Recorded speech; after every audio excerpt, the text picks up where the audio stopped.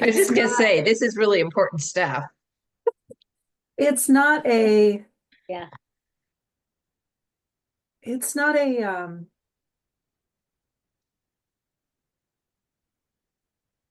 me against people. It's very much a,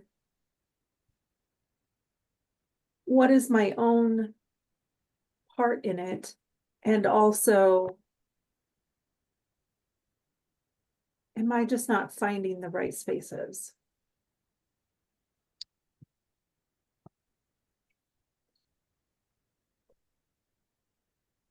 I don't know. I've, Do you do you feel like you're kind of like an outsider most of the time, looking in, kind of almost? I have felt that way since I was a kid. Now, Me too.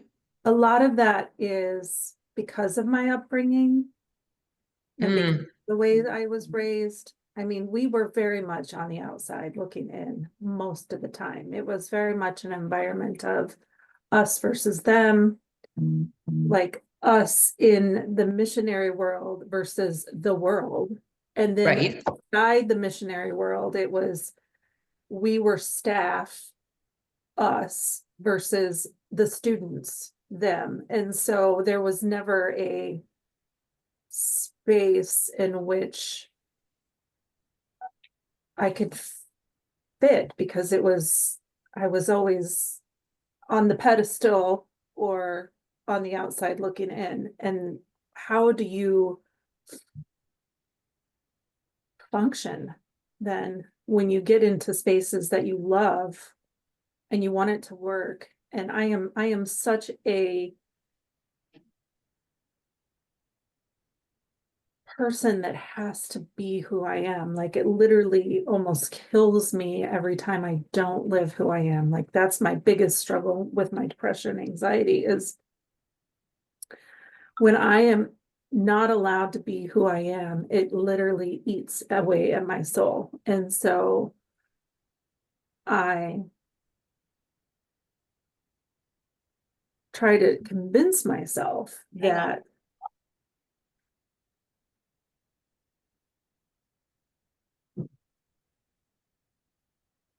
Who doesn't allow you to be who you are? I mean myself ultimately, right? Like that's I am the person that's holding myself back now, but when I was younger, it was very What much. well, what is it about you now that you you said I can't be, you said I had a group where I didn't fit in and now I found a group where I belong, but I can't be myself. What is who is Esther? Esther is Esther is complicated. I mean, I am Well, so Rhonda ain't complicated at all. Rhonda's not complicated? Yeah. I said Rhonda and Andrea aren't complicated at all, right? Yeah. Like it's just you. I just I Go feel ahead. no, it's okay.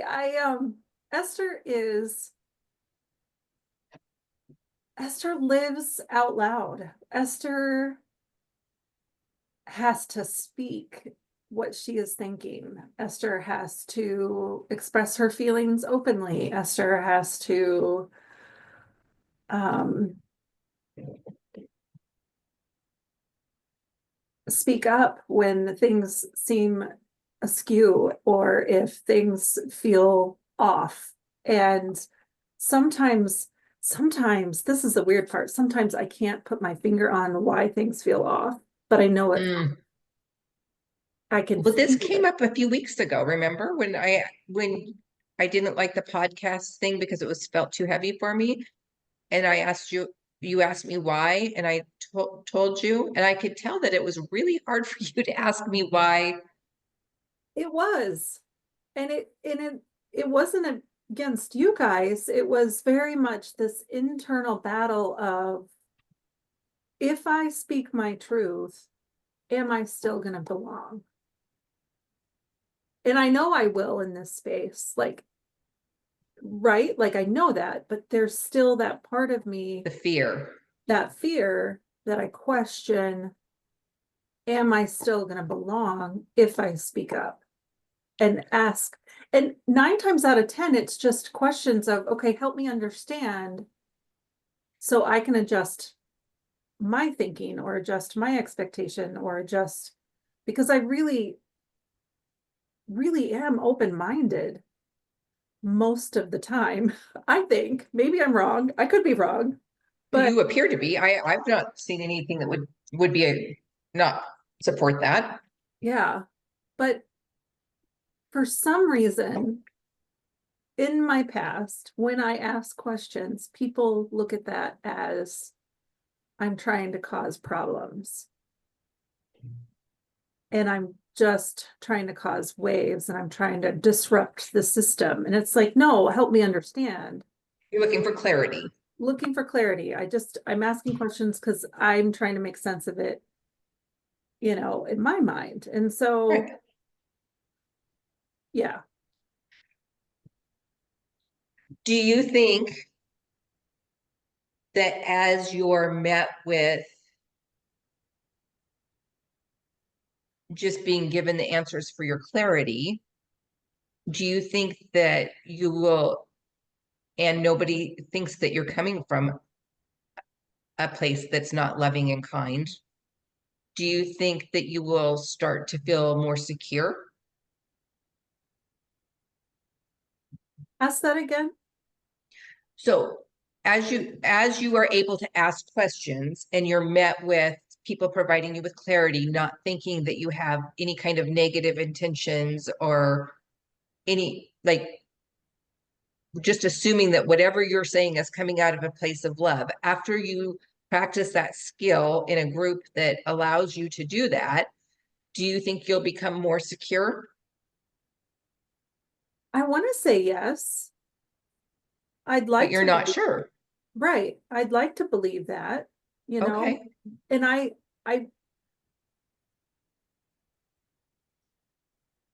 I would love to say that practicing it and having that loving response instead of judgment or misunderstanding would give me, but then there's that whole other part of me that's like, well, you shouldn't be looking for outward validation. You should be getting validation from inside. I don't think it's outward validation. You don't think so? Okay. No, I don't think so at all. I think it's that we, when we've been met with hostility, when we express something or ask a question, it gives us kind of like a, for lack of a better word, a PTSD response where we're then afraid to do it. Yes. So I think that once you do, I mean, I don't think you should ever not ask questions for clarity, regardless of how people are going to respond. But I've known you for years, True. and not once have I ever seen you come at anything with anything that would even resemble trying to cause problems or um, not being coming at something from a place of love and understanding. Not once in 4 years. So if people are having that response, my thought would be that it says a lot about their issues and nothing about you. Okay. Have you ever seen her do anything that would make you think that she's trying to cause problems, Andrea? No. And that's, I guess my question for you is, what does it say about you if you speak up in a group that you feel like, where you feel like you belong? Let's use this group for an example. You speak up and you have an opinion that's different than Rhonda and I have. What does it say about you that Rhonda and I think differently about that, whatever that specific comment or circumstances? What does that say about you personally? Well, it just means I have a different perspective. Well, no, in this instance, that would mean that you're wrong because Andrea and I would obviously be right. Yes. We're But older and if it was wiser. somebody else, you're right. You're right, Esther. That is the perfect point, right? Like, Yeah. just because we see things differently does not mean we don't think you get to have an opinion, that your opinion should be the same as ours. I think that's where our conditioning as women comes in to play. We are so used to not giving our opinion because we so want to fit in that when we do and someone is different, we're like, shit, I screwed up this group too. When am I Yeah. ever going to find a friend group where I fit in? And you just have to keep trying because you have to be in the same circle as the group that you're with. Because Rhonda and I are at a place where we understand that you thinking differently does not mean anything less of our thinking or of Right. yours. We're just different. You're not better or worse. Right.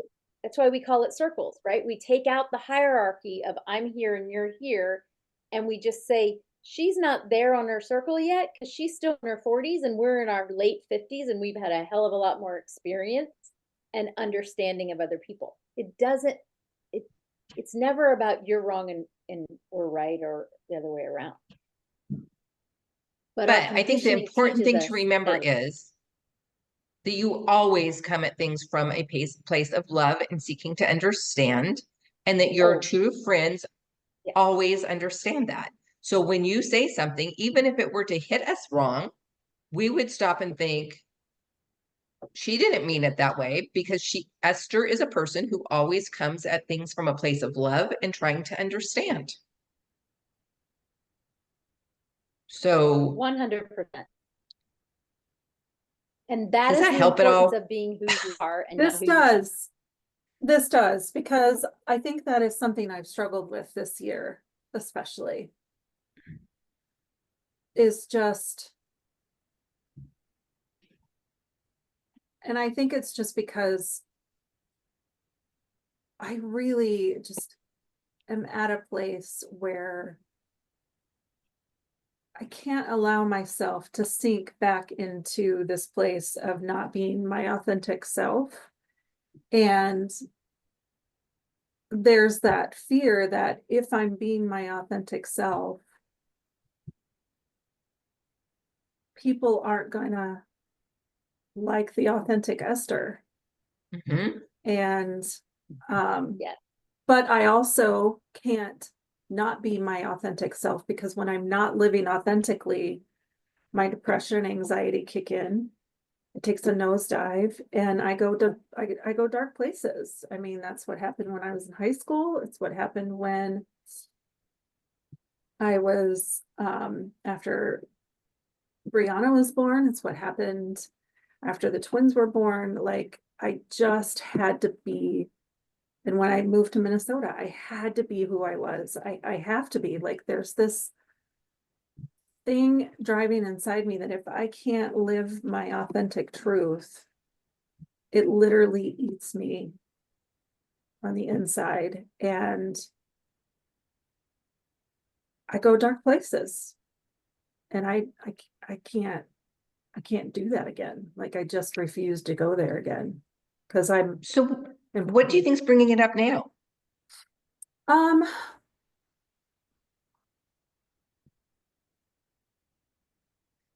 I think it's because I feel like, as much as I would like the things that have happened this year to be resolved and over with, there's still a wound that hasn't healed. Yeah. And I was reminded of that in the last couple of days. And it gets, I do a lot of brooding this time of year. Just because Dark. it's dark, it's, you know, it's the holidays and um yeah. Yeah, I get And it. and when I asked the question this morning, like I was already feeling that way, but then when I asked the question this morning, should we go ahead and record the podcast this week and do the one next week? I was afraid to ask that question. And it really hit me that I shouldn't be afraid to ask that question in this space. And why am I still struggling with this? Because,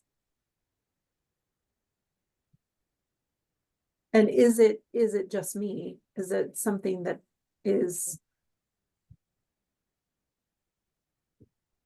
holding me back?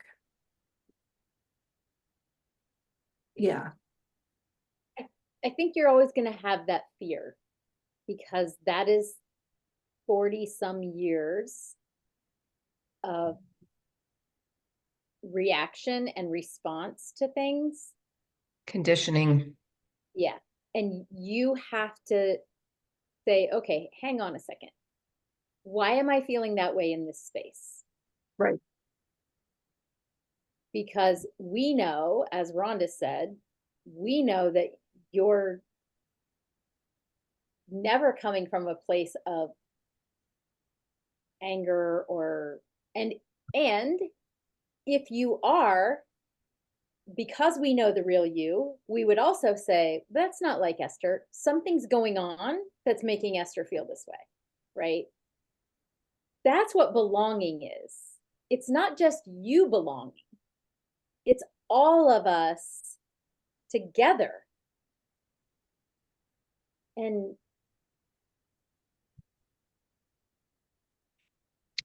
I still feel like that too. And I'm almost 60. And I feel that way often. And I feel like I don't belong often. And I feel like I'm kind of weird, which I am. I'm kind of weird. Um, so I get it. I told my husband the other day, our default is to always take the easiest route, which is why most people don't want to grow because it's a lot easier to just say, fuck you. I don't care what you think of me and walk away than it is to say, to stand in who you are and also care about the other person's feelings. It is complicated to do especially when you're not practiced at it. Well, for a long time, I couldn't stand the idea that someone wouldn't like me. And there's still that part of me, but that's not really it anymore. It's I when I love someone, like I love them. Like I'm all in, right? And to not have that same kind of response from people can be hard sometimes because it just makes me wonder what's wrong with me that people can't love me the same way. When in reality, that's just who I am. I that's part of who I am, and that's how I love people. And not everybody loves that same way, which, like you were saying, Andrea, it's not right versus wrong. It is very much just that's how I love people. But it also, like, it opens me up to getting hurt more. But I can't imagine not continuing to love in that way because I really believe love is the answer and what will save most people and what could save the world. And so I can't fathom the idea of stopping loving people just because they can't love me in the same way. Right. And that wouldn't be being the authentic you if you did that. Yeah. What if we use that about something more simple, like you tell the group that you like coffee. And I say, I hate coffee. That's awful. It tastes bad, whatever. Are you going to stop liking coffee or hide the fact that you like coffee? No, Right? I mean, as I'm drinking a cup of coffee for the pure Right? enjoyment of it. I like coffee. I enjoy it. It makes no difference to me whether you like it or not. Like, I'm not going to judge you for not liking it. I'm not going to think you're amazing for liking it. It's just a difference in us. But we can see that in coffee. But we can't see it in something that's a thought or a feeling or an expression of love. So maybe you express love a different way than I express love. But that doesn't mean that you're wrong and I'm right. It just means we're different. And I might learn something from you about that. Good point. I might learn, oh, that could be a really fulfilling way to express love in the same way Esther did that. But I'm likely not going to think that on the first time. And if you only show me the first time, then you get scared that, oh, I didn't agree with that, so you're never going to talk about it again. That's why we keep going back to that default, that easier way. I just won't tell anyone I like coffee. And then I don't have to worry about whether they're going to judge me for it or not. Right. Can we use this as our podcast? Yeah. Are you comfortable with that, Esther? Yeah. Okay, I think this is a really important conversation because I think a lot of people feel this way. Yes. I remember one time a friend said to me that she talked about being in a group of women and the question was, what's your favorite color? And I didn't understand what she was trying to tell me at the time, but now I do because I'm there. But the girl didn't know what her favorite color was because she had never thought about herself. So when the person beside her said, my favorite color is yellow, she said, so is mine. My favorite color is yellow. Because she's that disconnected with herself. I'll bet she could tell you what her kid's favorite color was. Or someone else's because she's so focused on them. Because we do that to ourselves, when we do start learning what our favorite color is, we're afraid to tell anyone. Because what if that's not theirs too? Right.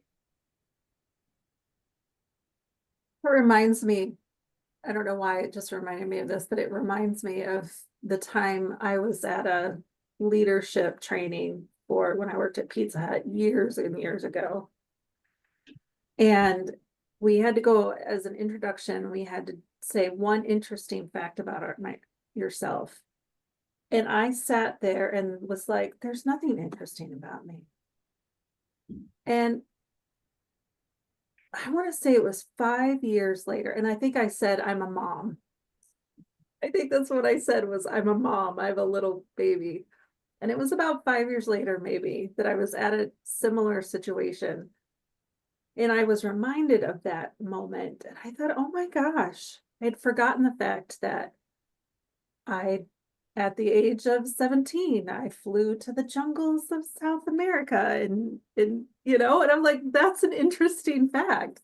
But I Right? was so disconnected with myself that I just couldn't look past this very narrow view of who I had become. Your roles to other people. Yes. And so now when people, when I'm faced with that situation, I really, okay, which interesting fact shall I pick from today? But I wish I would have recognized it at that moment, because I think everybody would have been like, oh my gosh, it- but it just, Impressive, right? yeah, you know, Esther, do you know how much work I've done on myself right. and how much work I've done with other women? And my biggest fear, one of my biggest fears, is that I'll be in a conference or a group with other people and they'll ask me a fun fact about myself. Really? Yes, I completely freeze and think, oh my God, what's an interesting fact? I don't have any, right? What? That is just the thing that immediately pops up. And when something like that pops up in your brain, it's frozen. You can't possibly think of that. So I have to literally make lists of things that I like or things that are interesting. And if I know I'm going to go someplace, I can refer to that list to see because it's that big of a block for me. And I have no idea why. Interesting. Do you think it comes back to that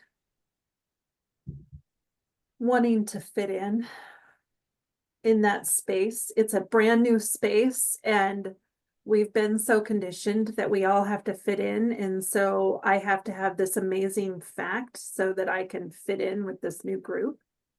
I don't even think it's that for me at least. It is more of I am so disassociated with who I am or I was that I don't see any of that as interesting facts. It's just who I am. Andrea, I want to hear a fun fact about you. See, there goes my anxiety. A fun fact about me is that I would crawl through glass to eat cheese. If you said you can never eat any food the rest of your life, it would be cheese. Like, That'd be the biggest hit for you. yeah. Okay. Esther, So fun fact about you. Fun fact about me. Well, I mean, I, You can't use the jungle. well, I can't use the jungle. Dang it. Um, Fun fact about me. Now, wow. That's my go-to one. right? I'm gonna have to create a list now because it's like, oh shoot. Seriously. I mean, I absolutely love decorating for the holidays. Ooh, I didn't know that. Yeah, I went out and so we have our Christmas tree in our living room and we have been slowly accumulating smaller trees. Each of the kids have a Christmas tree in their bedroom and then I have a Christmas tree in the basement, although it's small. But I didn't have one in my office, and so I went out and bought one with my book money, which I was very proud of. Nice. And it's this really pretty white Christmas tree with blue ornaments because blue is my favorite color, and it just makes me smile every time I look at it. Love that. Is that the one you posted? Yeah, Yeah, I love it I didn't too. see it. yeah, it's on my author page. It's about 4 feet, and it fits in this little space in front of my window and I can look at it while I'm sitting in my reading chair and I can look at it when I'm sitting in I keep looking at it now because it just brings me so much joy. But yeah. Nice. Very cool. All right, Rhonda, what's your fun fact? Oh, so years ago, I went on a hike with the Washington State wildlife biologists, and I tagged cougar kittens up in the mountains outside Ellensburg, Washington. What they failed to tell me is that we had to crawl across a rock slide that was infested with rattlesnakes to get there. And it was straight up a mountain. And I wasn't in as good a shape then as I am now. So for 3 days after this event, I could not sit all the way down to use the toilet. I would get to about this far from the toilet and I would do a complete free fall Oh my goodness. because my Oh muscles my could not hold God. me up. And the next day, I had promised to take a kiddo who I later adopted on a horseback riding trip, and the horse got stung by ground hornets, and my legs were so sore that when the horse started bucking, I could not even attempt to hang on. I just went off on my butt. Oh my gosh. I know, not boring. Not boring at all. Nope, Okay, it was fun. so here's what happens. Immediately when both of you start telling your fun facts, what happens to me? Probably the You same thing think of I did. others that you've done? I You- compared my response to Yep. everybody else's, and I was like, oh, hers was way better. That must mean I'm less than, right? Right? Really? Yes, Yes. there's that. My immediate thought that came up was, Andrea, why did you say that? You always say that. Everybody knows you love cheese. That's the only thing you ever talk about. You should get out your list of all the fun facts. And then when Rhonda starts telling hers, because you weren't allowed to, Esther wasn't allowed to use the jungle, which hers was adventurous.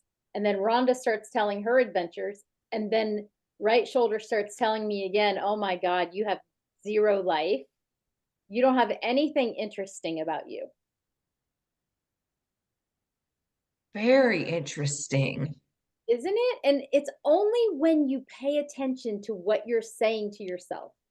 Most of the time, I would guess that the women who are listening to this don't even know that that voice is constantly chattering in your ear, telling you this stuff.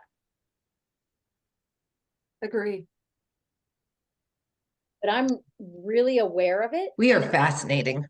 as those thoughts were coming up, I was thinking, I gotta admit this. Because they were just like jumping at. That's why that's why I call these voices, because they are literally there all the time. Agree. Yeah. They are there and they don't stop talking. No. They don't stop talking. And I did know that you love cheese, but I did not know you'd climb through glass for it. Oh yeah. Yeah.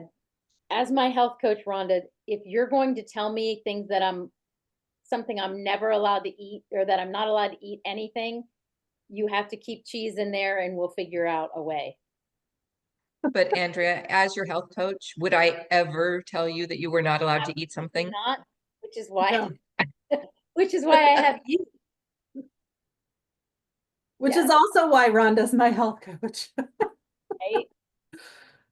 Because I don't do good with restrictions. I got No, no, we No. are all three the kind of women who do not want to be told what to do. yes. It's true. Do any of us do well with restrictions? Even if we like restrictions, do we do well? No. I don't think anybody does. No, some people do. Some people like, oh, the 75 hard is a prime example. Some people thrive on that shit. Interesting. True. I would argue that the reason they thrive on that is because they're not being who they are. I mean, going full circle with how this conversation started, it's easier to just do what everyone else is doing and punish yourself into fitting into the group, True. Good point. right? So you just keep, that voice keeps telling you, if you were any good at this, you would do exactly what you're supposed to do. It's a, Yeah, it's a punishment. what you should do. Yes. Yeah, Yeah, I'm not about that. it's not easy knowing all of this stuff, but it's so much better. And it's so much better with friends. Yeah. Oh, for sure. I'm also sitting here realizing I need to apologize to my husband. Oh, do tell. Only because I kind of snapped at him this morning because he hadn't communicated something with me. And I was telling him he was being really irresponsible, but I was really just projecting because I was struggling with how to say, hey, should we go ahead and record? Or do we want to wait? I rewrote that message on Facebook 5 times And what I originally wrote, I erased it. So And here's what's gonna, then my husband was it's gonna like, be really upsetting for you, Esther, is that I didn't even read. If you send me a message after 8 a.m. on Wednesday, that thing's not getting read till halfway through the afternoon because Wednesday's a really busy day for me. yeah, And she's probably sitting there thinking, oh my God, everybody's I mad. pissed them off. Nobody's Right? responding. Andrea didn't ruined it respond, once so she again. must be mad, right? I have ruined it once again. Oh, yeah. But I'm the same way on Wednesdays. It's really hard for me to get to anything until like after 4 o'clock because I'm booked from 7 a.m. on. And so, but I did read your post right before I got on.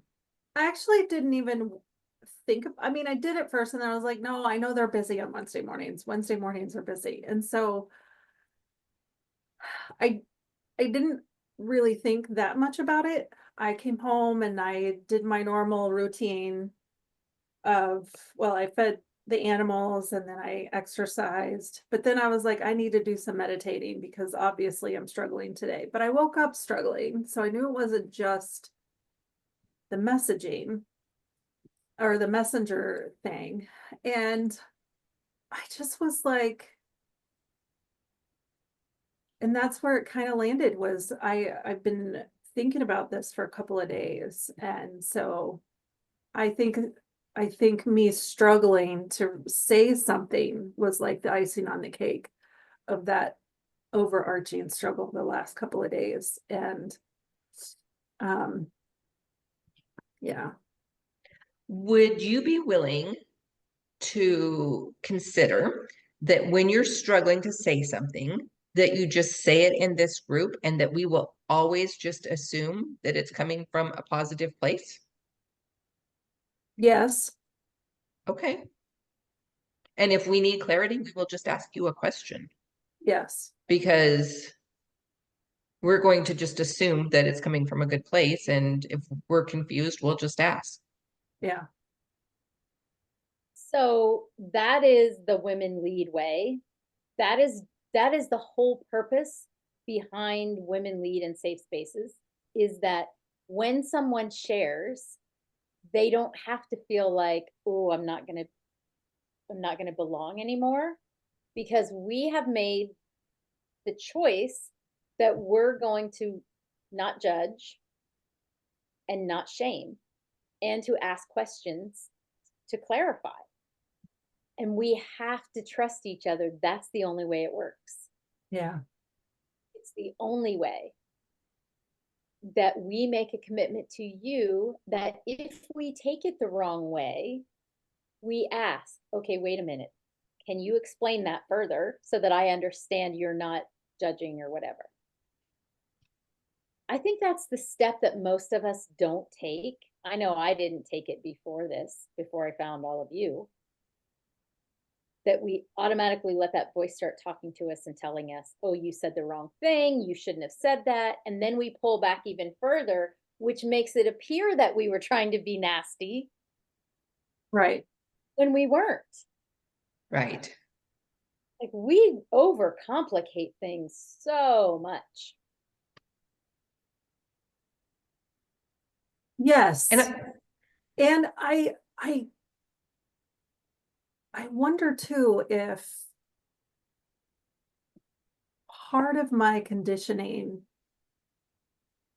is that I can't cause waves. I have to maintain peace. I have to have that servitude. So as I'm approaching something that might be construed as a conflict, how can I say this? And it's interesting because something else that I have to really apologize to Rod about, because I get on to him for this too, is just my intentions are good and understanding that I think my client is here early. beating around the bush is never the way to go because that's when things are misunderstood and you really have to be direct and clear with what you're trying to say, because words do Oh. matter.